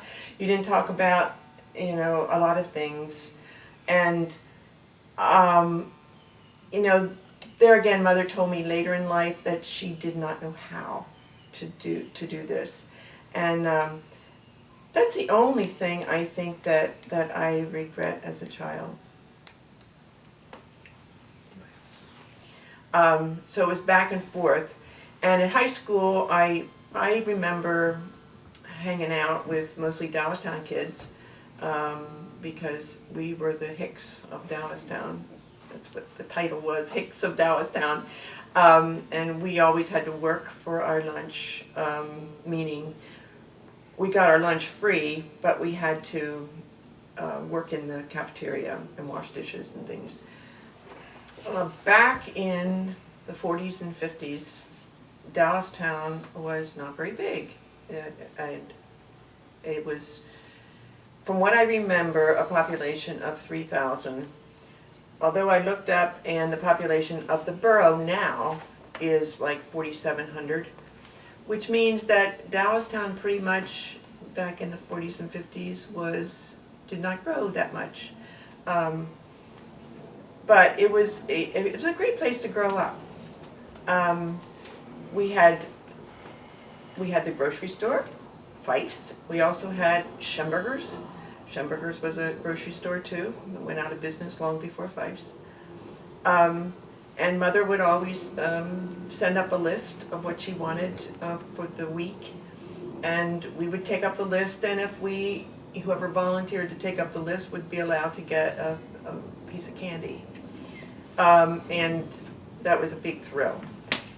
And then the groceries would come back, which was always exciting because I don't know if we got the chips. No, the chips came from a different person, a different delivery man. Pretzels and chips came in a big can by a delivery person, and good Lord, they were gone. With Bob around, they would be gone very fast. We also had Lucretia's. Lucretia's was kind of a variety store. You could get thread. I think you could get material. I'm not sure where Mother got all her material from. You could get various gifts, like a gift store. It was a variety store. That was about the only store like that we could actually get gifts in to give somebody. Otherwise, you had to go to the big city of York. We also had the butcher shop. Secrets, the butcher shop, they did their own butchering in the back. And when I was young, you could actually hear the cows being butchered. It was awful. They'd take them from the field down below where the nursing home is now, and they'd take them in a wagon up through, and then you could hear them yell when they got killed. And the blood would actually sounds like a real story, but it's true. The blood would run down the alley. They would water their their shop out, their butcher shop out, and it would run down the alley. It was kind of a given. Nobody thought anything about any health hazard or anything. And then you go buy the meat in the store. There was also the 5 and 10, and that was run by one of the Deller boys. That was a place you could buy things too, little things, cheap things. What else was there? That was about it as far as stores and things go, and that was the amount of our shopping. And like on Sundays and Good Friday and Good Fridays and special days, everything would close, just close. No such thing as a Sunday open on Sunday. Lesson, and she taught me how to play canasta. She also always had pretzels in the cabinet. Whenever I did something I was proud of, I wanted her to know about it. She died when I was in the Army suddenly, and I didn't get to the funeral. Our neighborhood was, really our home was our neighborhood, because all the neighborhood kids would come to our place to play. I remember one time for Christmas that Cass Callahan, who was my best friend growing up and just lived up the street from me, that we got roller skates for Christmas. And it was the old roller skates that you had a key to tighten the wheels and all that. And of course, being Christmas Day, we had to use our roller skates. And there was snow and ice out. So we went across the street where we had a field between the sewing factory where Mother worked and the movie theater or the box factory. And we go over and we were roller skating on the ice. And needless to say, we ruined the roller skates that day. We couldn't use them anymore, but boy, we sure did have fun.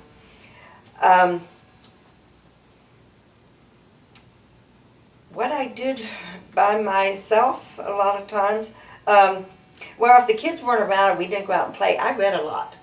I enjoyed reading, and I liked to read a lot. I know I did a lot of reading. That's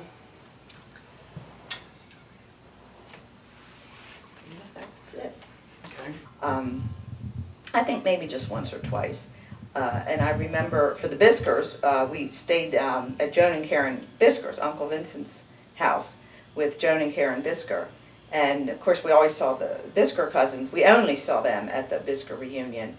I think when we were in high school we might have visited some of the Bisker aunts and uncles, but that was like really boring on our part because their children were all grown, so it was just this old man and old lady that Mother and Daddy wanted to go visit, and Kathy and I were drug along, and you know, there really wasn't anything for us to do. It was really fun spending time a week. I think it was a week at a time. And then they would come up to our place a week at a time. Then we visit the Mabels, and we do the same thing. I'm not sure we did it that often with the Mabels. And I remember one time Sammy Itzo, who is unfortunately now gone, and he was a baby. Charles is gone. I'm sorry. Charles is gone. Sammy's the baby. Yeah. Sammy's the baby.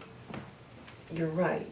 Sammy was the one who was a baby in the playpen when we Mother kept everybody, and then Mother would have a break, and we would all go down there. So we really look forward to those summers. They were a lot of fun. You want to add something? I know. And she used to get so upset with us, but we had so much fun. Another time when I went to Juliana Itzo's, we were at Itzo's, and I was down there for a week. And I remember we were watching TV one evening, and it was a scary movie that we were watching, and Uncle Ray came in. And he just talked normally, but he said something in the middle. It was real quiet. Well, I jumped a foot. He scared me so bad. And they made so much fun of me because I jumped when Uncle Ray talked. But we used to have a lot of fun together with the cousins. Another fun thing that we did was going over across the, right nearby was the park. And it had a large pavilion and they had activities over there. So we had a lot of fun when we'd visit my grandparents going over to the park. Because when I graduated from high school, I stayed at home. Kathy went off to college. No one else was at home. So I was there for probably a couple years, just me and Mother and Daddy. And he would say, "What are you doing? Brown and hamburger. What are you going to do with it?" And she'd say, "I'm going to make chili." "Oh, what a waste of hamburger." Hey, let me take a little bit out first. And he'd take some out and put it in bread. And Mother said, "You can't do that. I have to make a pound of hamburger last for the whole family." But she left him after he gave her a kiss. And I do feel bad for Carol in one way, because I did wet the bed for a very long time. And she would get so angry. And Mother wouldn't get upset, but Carol would.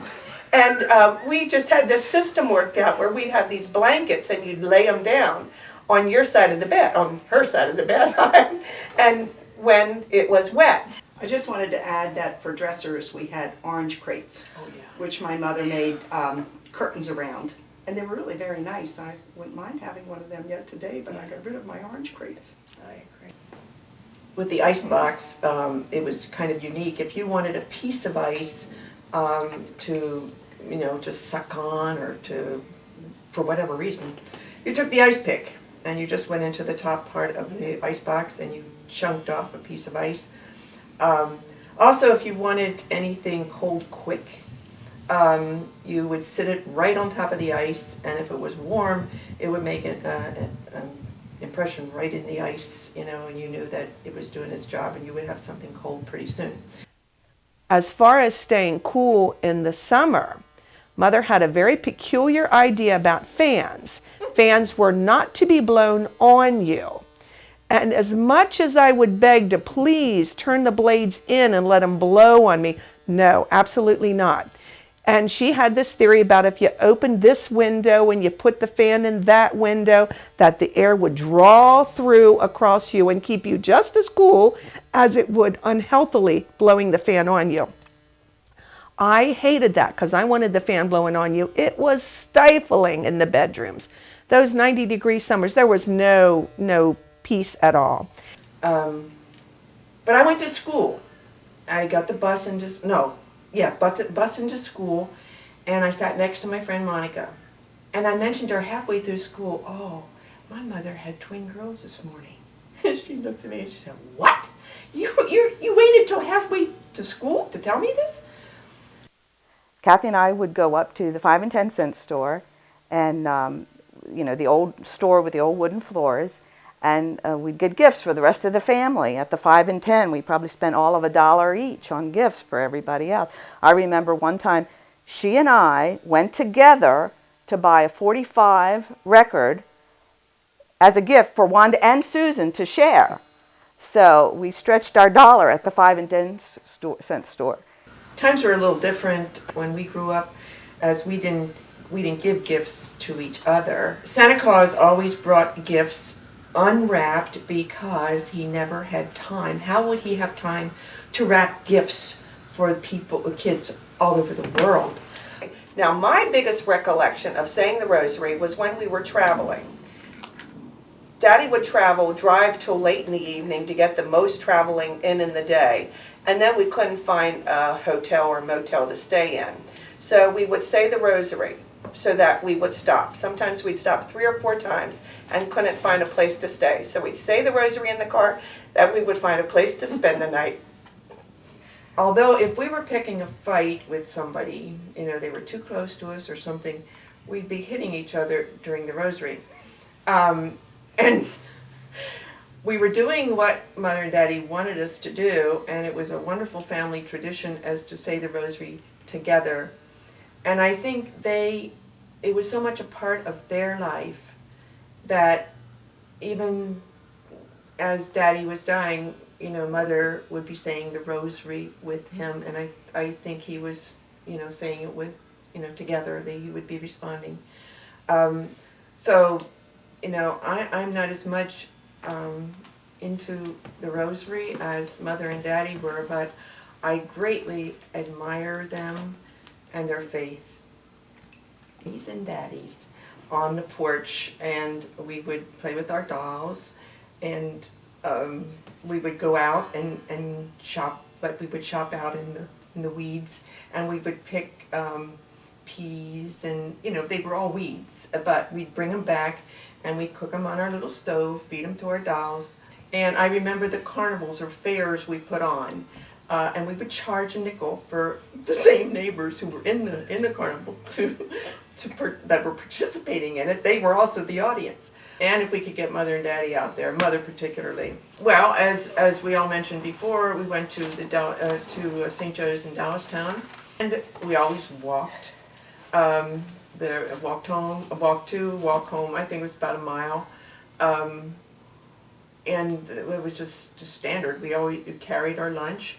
I remember one day, and I'll never forget this day, I forgot my lunch. So I decided I was going to walk home during the lunchtime and get some lunch and walk back. Well, I didn't realize that Mother was away. Now, we always kept our door open. It was always unlocked. For some reason this day it was locked. I couldn't get in the house. I sat on the steps, and Mr. Schenberger, who owned a local store, a grocery store, he came by and he said, "What's wrong?" I said, I came home for lunch and I can't get in the house, etc., etc. And he said, "Come on down, we'll give you lunch," which was tomato soup and toasted cheese sandwich. I can remember that. And I think today, in the children today, that would never happen. High school was York Catholic High School. That was a given. The biggest expense Mother and Daddy had for the high school was the $7 a week in bus fare that she had to pay for sometimes 4, and there wasn't 5 of us in at the same time. I think sometimes 4. And the school was paid for by the stipend that was charged to the parish. As was mentioned before, we went to Mass every morning. We'd walk up to school and go straight to church. After Mass, everybody'd get in line, the little cricket thing. You'd walk 2 by 2 up to the school. And in those days, before you could receive communion, you had to fast for 3 hours. So if you were going to receive communion at school, you could take your breakfast to communion at church. You could take your breakfast to school and eat it. So I mean, that was a good excuse to be able to sit there and eat first class of the day. You just like, oh well, I went to communion. I didn't get breakfast, even if you already ate breakfast. It didn't matter. It was a good excuse to take your breakfast to school.